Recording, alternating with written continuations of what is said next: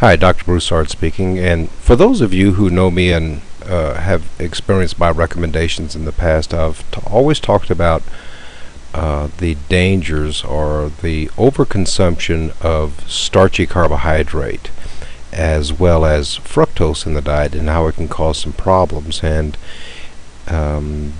in a recent convention, this was dated, looks like Sunday, May the 8th, they had some experts come up and give a brief little talk, and Dr. Coe gave a talk about the risk of developing gallstones during pregnancy with high carbohydrate diet, high simple carbohydrate and fructose in the diet. Okay, so if you have a minute, it would be good to just listen to this because it kind of backs up what we've been saying, and I think that this could extend not only to pregnant women but to the population at large.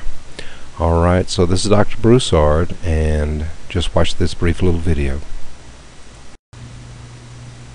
The benefits of serological screening and maintaining a gluten-free diet in asymptomatic celiac patients. Dr. Coe, can you please begin? Thank you for allowing me to come to this presentation. We looked at carbohydrate consumption as a risk factor for formation of gallstones during pregnancy. Gallstones are very common in most Western countries, with almost a third of adults having gallstones. In the United States, over 700,000 people per year have gallbladder surgery to deal with problems mostly related to gallstones. Gallstones in all ages are more common in women, and up to 10 to 15% of women will form gallstones during pregnancy. Prior studies in men and in non-pregnant women have shown that people with higher carbohydrate consumption are more likely to require gallbladder surgery.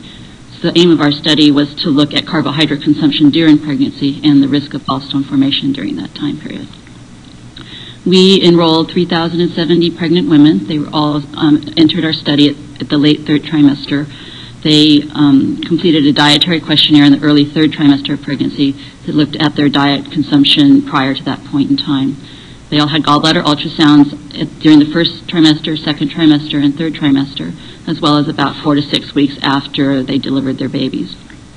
We used the food frequency questionnaire to look at average daily consumption of various different dietary constituents, including carbohydrates, proteins, fat, fiber, total calories, and cholesterol.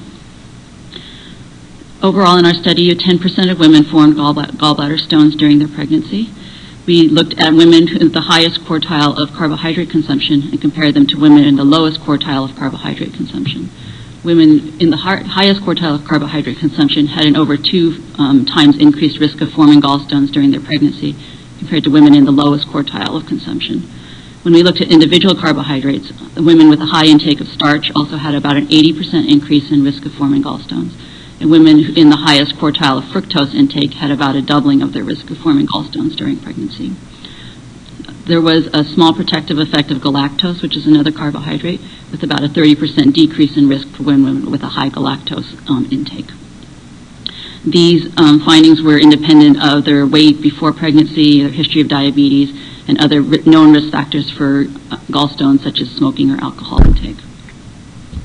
So these findings suggest that dietary intake during pregnancy is associated with the risk of forming gallstones, and that potentially dietary modification can decrease the risk of forming gallstones and the risk of gallbladder-related problems both during pregnancy and after the baby is delivered.